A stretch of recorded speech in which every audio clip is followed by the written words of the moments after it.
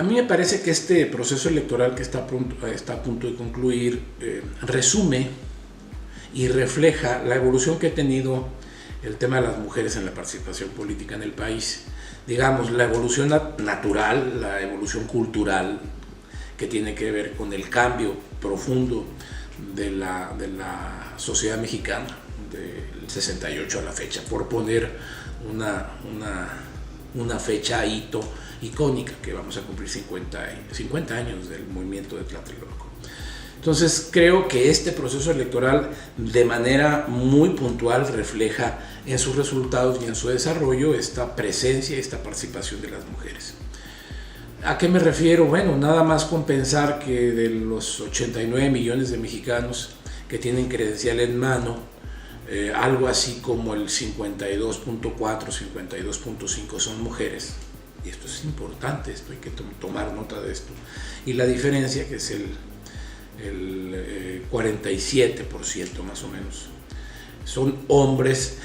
Debería reflejarse también en la composición del poder público. Sin embargo, todavía hay unos números ahí que nos dicen que no es así. Pero bueno, ese es un dato.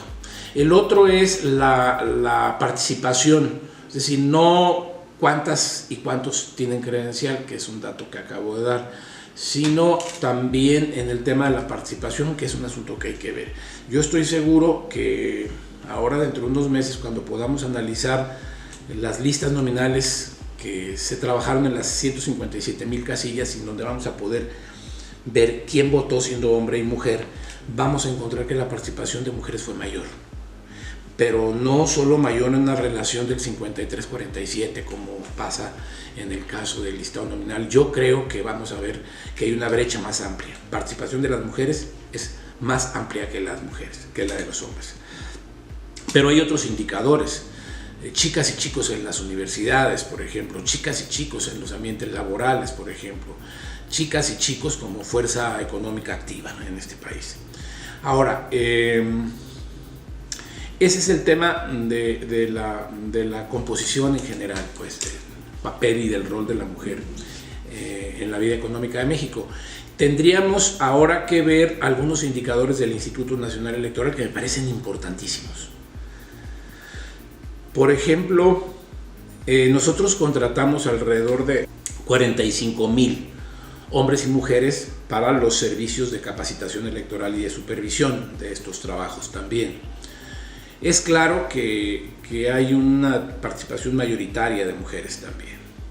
En este momento no tengo el dato, pero es también más amplio que esta brecha del 53-47. Querría referir también que en el caso del estado de Morelos, también sí hay en el tema de supervisoras o supervisores electorales una mayoría de mujeres, y estamos hablando también de ese 53-47. Y estamos hablando de un universo de hombres y mujeres que son evaluados en sus desempeños, y que ahí está la participación de los funcionarios y los criterios de los funcionarios para generar una cierta equidad. Y esta cierta equidad viene a favorecer, esta cierta medida de equidad intencional viene a favorecer a los hombres, porque hay más mujeres. Hay más mujeres solicitantes del servicio, solicitantes de la vacante, contratadas, y luego al momento de ser evaluados para determinar quién tiene las capacidades, resulta que las mujeres son más disciplinadas, más ordenadas, más participativas, reportan con más claridad, más puntuales. Esto es claro, no es todos y todas, digamos, pero sí hay una dinámica ahí muy clara de una participación más relevante de las mujeres en este tema del trabajo electoral, que creo que podría ser ese el rubro. Y en general, en los diferentes capítulos de la vida institucional o fases de la vida institucional, ahora con el proceso electoral, las mujeres tienen un papel muy, muy relevante. Todo esto me lleva a pensar si este rol de las mujeres activo, vigente, actual, cierto, en estos procesos políticos se refleja en la integración del poder público. Y estoy viendo que todavía no es una realidad. Por lo pronto, la parte que sí podemos ya prever es la integración de los congresos. la integración de los 30 congresos que estuvieron en proceso electoral, en concurrencia con el INE, y en relación a la Cámara de Senadores y la Cámara de Diputados. Tenemos datos que nos indican que la composición en las cámaras al Congreso de la Unión de Senadores y Diputados, la presencia de los hombres es ligeramente mayoritaria a la de las mujeres, por decir algo. En la Cámara de Senadores va a ser la relación del 51-49 y en la de Diputados del 52-48. Tendríamos que hacer un análisis, creo que sería interesante hacer el análisis de cómo fue que se arrojó esta cifra, toda vez que puede ser casual o puede ser azaroso, pero tendríamos que verlo y revisarlo para ver cómo se dieron los resultados en las candidaturas mayoritarias, en las candidaturas de tipo de mayoría relativa. Si eso fue lo que impactó esta composición, porque allí no hay cuota que valga, ahí vota la ciudadanía por la candidata o el candidato, el partido, en fin. Y el otro elemento es de compensación, digamos, el que tiene que ver con la representación proporcional. Allí sí la regla está clarísima y no parece incidir mucho, sino cómo fue que votó el electorado que derivó en esta composición. No obstante que todos los indicadores hablan de que tanto poblacionalmente como en participación, como en vida económicamente activa, en fin, la mujer tiene un papel más claramente relevante, es decir, es una constante. 53-47, 53-47 o 52-48 es una constante, pero no se está reflejando todavía en la composición del poder público. Otro aspecto importante es el de la observación electoral. La observación electoral ya tomó carta de naturalización en el derecho electoral y en la práctica política de los mexicanos. Es decir, ya el hecho de reconocer que cualquier mexicano, cualquier mexicana tiene el derecho a acercarse a las instituciones electorales y presenciar o testimoniar su desarrollo, qué es lo que está sucediendo al interior de los órganos electorales, qué decisiones se están tomando, qué está pasando en las casillas electorales. Ese hecho ya es un espacio ganado en materia de derechos políticos. Sin embargo, no está sucediendo lo que pasaba en las elecciones del 97 o del 2000. En aquel tiempo todavía la sombra de la sospecha, la duda, esta duda casi genética que tenemos los mexicanos sobre el quehacer ético o no ético de las instituciones públicas, era si en los procesos electorales estaban desarrollándose con apego a una ética clara. Todavía lo vemos en redes, la duda es fácilmente alimentable, cualquier cosita provoca una cascada de crítica respecto al quehacer de las instituciones públicas, pero esto no es nuevo, esto lo refleja el estudio País de 2013, esto lo refleja Latinobarómetro, esto se refleja en diversos estudios respecto a la conducta política de los mexicanos y respecto de su nivel de confianza en las instituciones. Bueno, una manera en que el Estado mexicano ha tratado de avanzar es propiciando, impulsando, fomentando la participación, la presencia de los ciudadanos en el espacio público, la apropiación del espacio público por parte de la ciudadanía. Y una figura importante es justamente la observación electoral. ¿Qué había pasado en el 97 o en el 94, digamos? Pero me refiero al 97 de manera particular, al 2000, en que se dio el primer ejercicio, fenómeno de alternancia serio en el país cuando llega Fox, Vicente Fox, y gana la presidencia de la República a un partido, al PRI, que la había ganado desde el 29, por decir algo. Bueno, pues lo que sucede es que se incrementó en aquellos años la participación ciudadana en la observación electoral, no siempre estrictamente ciudadana, a veces había algunas organizaciones políticas pues a un lado o detrás o impulsando estas dinámicas de observación electoral, pero fue importante y para la institución, para el INE también es importante, como lo fue para el IFE en aquellos años, que la ciudadanía se acerque de cualquier manera, a través de organizaciones de la sociedad civil o de manera independiente. Bueno, El hecho es que había entonces, era una ola y era un furor por participar. Hoy, al pasar los años, empezó a bajar este tema. Si ya no vimos tan intensa a la ciudadanía queriendo participar. Yo tengo la hipótesis, y esa es una idea personal, de que la desconfianza empezó a desmontarse. Ya la gente no pensaba que eran las instituciones quienes fraguaban desde su interior fraudes electorales. Por lo tanto, habiendo llegado Fox, habiendo perdido el PRI desde el 97, la mayoría en la Cámara de Diputados, ya no era tan preocupante cómo operaban las instituciones electorales. Vino la elección luego del 2003, la elección del 2006 que todos conocemos, que también tuvo un buen nivel de observación electoral, pero digamos, ha perdido furor, digamos. Ya no hay ese afán intervencionista, de auditoría, de escrutinio que están haciendo las instituciones desde la observación electoral. Ahora parece tener otro sentido. Y refiero lo siguiente.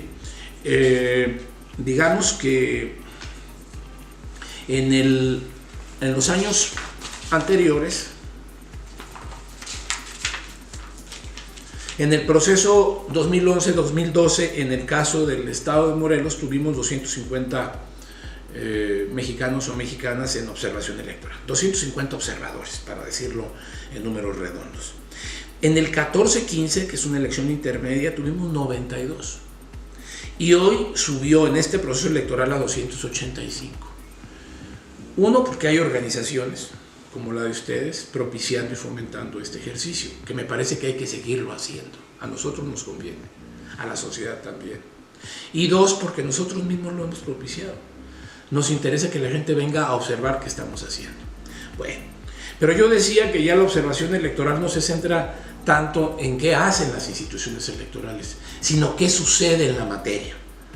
¿Y qué están haciendo los partidos políticos? ¿Cuál es su comportamiento el día de la jornada electoral? Esto es un asunto muy interesante.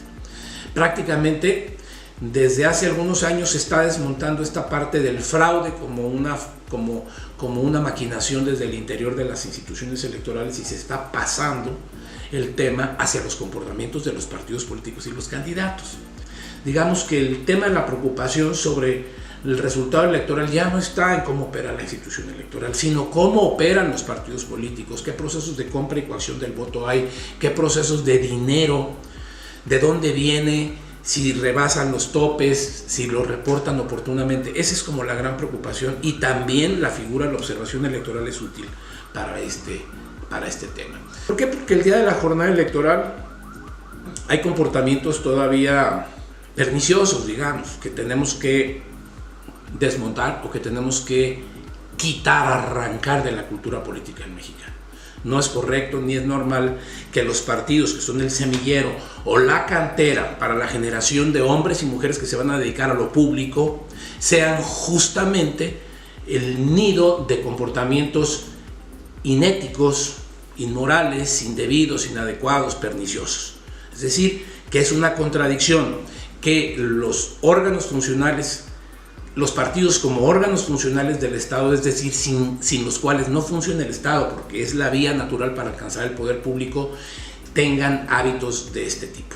De modo pues que la observación electoral sigue siendo útil para ello, pero también nos arroja como resultado que es necesario que los partidos políticos generen procesos de moralización hacia el interior y procedimientos más rigurosos para la selección de sus candidaturas. Yo pienso que los procesos electorales son una oportunidad magnífica para la observación electoral y para la participación política de las mujeres, es decir, para que incidan, para que hagan presencia.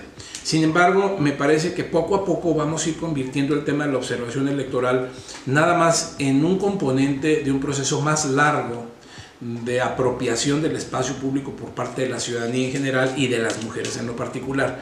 ¿Qué quiero decir?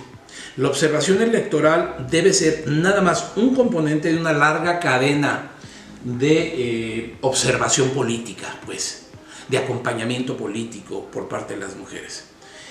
En realidad, la parte electoral no es más que unos cuantos meses. Desde luego dura 9 meses el proceso electoral, pero la parte intensa en donde vemos el asunto de la observación electoral como muy relevante, tiene 2 meses a lo sumo. Digamos, los 2 meses previos a la jornada y una semana después.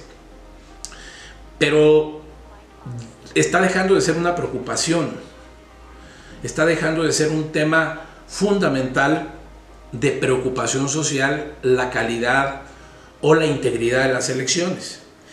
Y esta parte pues se va a convertir solamente en una etapa más de un proceso de participación, de intervención, de incidencia, de presencia en las mujeres, hablando de las mujeres, aunque de la ciudadanía toda, en todo lo público. Es decir, que las instituciones públicas, que los gobiernos deben tener una presencia ciudadana vigilante, permanente y constante, y deben ser objeto de crítica, de escrutinio, de revisión y de exigencia y de diálogo con la ciudadanía. Esto es connatural al concepto de la democracia. No debiéramos permitir que ningún gobierno se cierre. Por eso tenemos el tema de la transparencia, de la rendición de cuentas, ¿no? Entonces, digamos, en todo este panorama, en donde la participación ciudadana es fundamental en todo lo público, en todos los espacios públicos, el tema de las mujeres tiene más relevancia. Pero entonces deja de tenerla un poco la parte electoral. Digamos, la figura de la observación electoral nació como una necesidad para además reconstruir la confianza ciudadana en sus instituciones. Bueno, ya está dejando de ser, decía yo, preocupante cómo se hacen las elecciones, y la observación electoral nos sirve para ver qué están haciendo los partidos políticos y cómo. Bueno, en resumen, todo este tema de la observación electoral debe ser un componente más en un proceso más largo y extendido de apropiación del espacio público por parte del ciudadano y la ciudadana, pues, ¿no? Y en eso creo que la recomendación sería esa: no nos concentremos en la parte de la observación electoral como el tesoro buscado, el gran descubrimiento. Realmente esa es la parte, el proceso electoral es la parte, la acción estatal para gestionar el cambio o el recambio en el poder público. Pero ahora, ¿cómo se ejerce el poder público? Es otro tema. Está la parte del proceso electoral, que es el mecanismo para el recambio, y cómo se vuelve a ejercer el poder público. Entonces, creo que tendrían ustedes que visualizar esta parte de decir, bueno, pues sí, a lo que estamos asistiendo es al mecanismo, a cómo se desarrolla el mecanismo del cambio del poder público, de los detentadores del poder público. Ahora lo que nos interesa es cómo se ejerce ese poder público. Y me parece que lo que están haciendo ustedes es adecuado para decir, partimos de este diagnóstico. El diagnóstico nos dice que la participación de las mujeres es este, que la presencia de las mujeres es este, que el poder económico de las mujeres es este, que en los procesos electorales la mujer participa de esta manera, pero que en el momento del ejercicio del poder público todavía tenemos un problema cultural de fondo.